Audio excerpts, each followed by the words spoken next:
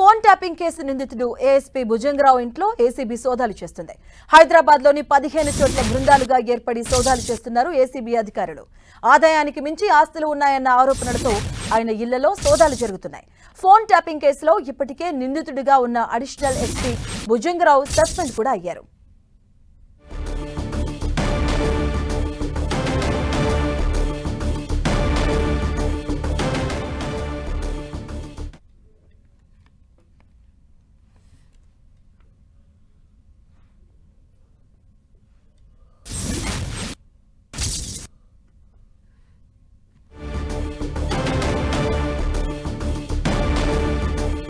Phone tapping case నిందితుడు SP Bhujanga Rao ఇంట్లో ACB సోదాలు చేస్తుంది. హైదరాబాద్ లోని 15 చోట్ల బృందాలుగా ఏర్పడి సోదాలు చేస్తున్నారు ఏసీబీ అధికారులు. దీనికి సంబంధించిన పూర్తి అప్డేట్స్ మా కరెస్పాండెంట్ కిరణ్ అందిస్తారు. కిరణ్,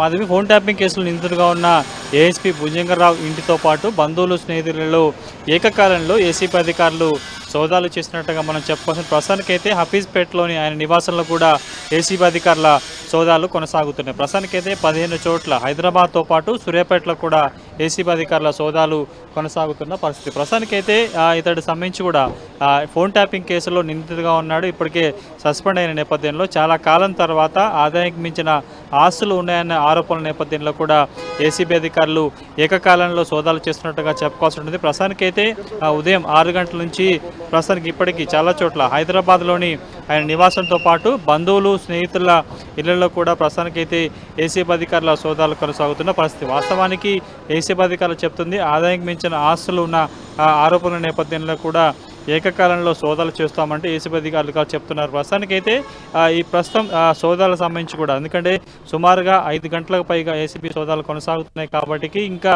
అంటే ఏసీబీ అధికారుల సోదాలు ఏమైనా అక్రమాస్తులకు సంబంధించి వివరాలు బయటపడ్డాయా లేదనేది కూడా కొంత సమాచారం రావాల్సి ఉంది. కేవలం హైదరాబాద్లోనే కాకుండా కూడా సూర్యాపేటలోని బంధువుల ఇళ్లలో కూడా ఏసీబీ అధికారుల సోదాలు కొనసాగుతున్నట్లుగా సమాచారం. ప్రస్తుతానికైతే మధ్యాహ్నం తర్వాత ఏసీబీ అధికారులు అందుకు సంబంధించిన సమాచారాన్ని కూడా వెల్లడించే అవకాశం అయితే ఉంది. పూర్తి స్థాయిలో ఉదయం 6 గంటల నుంచి కూడా ప్రస్తుతానికి ఇప్పటి వరకు ఏసీబీ అధికారుల సోదాలు కొనసాగుతున్నాయి. వాస్తవానికి ఫోన్ ట్యాపింగ్ కేసుకు సంబంధించి కూడా ఇతడి మీద చాలా ఆరోపణలు ఉన్నాయి. అప్పుడు అధికారిక దుర్వినియోగానికి పాల్పడ్డాడనేది కూడా భుజంగరావు మీద అనేక ఆరోపణల నేపథ్యంలో చాలా కాలం తర్వాత, ఎందుకంటే ఫోన్ ట్యాపింగ్ కేసుకు సంబంధించి ఇప్పటికే కొంత ఇన్వెస్టిగేషన్ జరిగింది, ఛార్జ్షీట్ కూడా దాఖలు చేశారు. కానీ ఆల్ ఆఫ్ సడన్గా ఇప్పుడు ఏసీబీ అధికారులు ఆదాయానికి మించిన ఆస్తుల కేసులో ఆయన ఇంటి మీద ఎక్కాలంలో దాడులు చేయడం కొంత చర్చనీయాంశంగా మారినట్టుగా చెప్పాల్సి ఉంది. ఏ పర్పస్లో కేవలం ఆదాయానికి మించిన ఆస్తులున్న ఒక ఆరోపణల నేపథ్యంలోనే ఏసీబీ అధికారులు సోదాలు చేస్తున్నారు, లేకపోతే ఇతర కారణాలు ఉన్నాయని కొంత సమాచారం మనకు రావాల్సి ఉంటుంది. ప్రస్తుతానికైతే ఆయన ఆఫీస్పేటలో ఆయన నివాసంతో పాటు మరికొన్ని చోట్ల కూడా ఏకకాలంలో సోదాలు కొనసాగుతున్నాయి. మధ్యాహ్నం తర్వాత ఈ ఏసీబీ సోదాలకు సంబంధించి కూడా పూర్తి వివరాలను మీడియాకు వెల్లడించబోతున్నారు ఏసీబీ ఉన్నతాధికారులు. ప్రస్తుతానికి మనకు అందుతున్న సమాచారం ప్రకారం అయితే ఇంకా సోదాలలో ఎలాంటి ఆస్తుల వివరాలు లభించేందుకు కొంత స్పష్టత రావాల్సి ఉంది. ప్రస్తుతానికైతే 5 గంటలకు పైగా ఏసీబీ అధికారులు ఆయన నివాసంతో పాటు బంధువులు, స్నేహితులలో కూడా సుమారుగా 15 చోట్ల కూడా ఏసీబీ అధికారుల సోదాలు జరుగుతున్నట్లుగా సమాచారం కాబట్టి మరికొద్ది సేపట్లో పూర్తి స్థాయిలో వాస్తవానికి ఉదయం నుంచి జరుగుతున్న సోదాలకు సంబంధించి ఏమైనా అతడి ఆస్తులకు సంబంధించి కావచ్చు, అక్రమాస్తులకు సంబంధించిన వివరాలు ఏమైనా బయటపడ్డాయి లేదా కొంత ప్రాథమిక సమాచారం మనకు రావాల్సి ఉంటుంది. ప్రస్తుతానికైతే ఏసీబీ అధికారుల సోదాలు కొనసాగుతున్నాయి. మధ్యాహ్నం తర్వాత ఈ సోదాలకు సంబంధించి కూడా ఏసీబీ ఉన్నతాధికారులు మీడియాకు ఒక ప్రకటన చేసే అవకాశం అయితే ఉన్నది.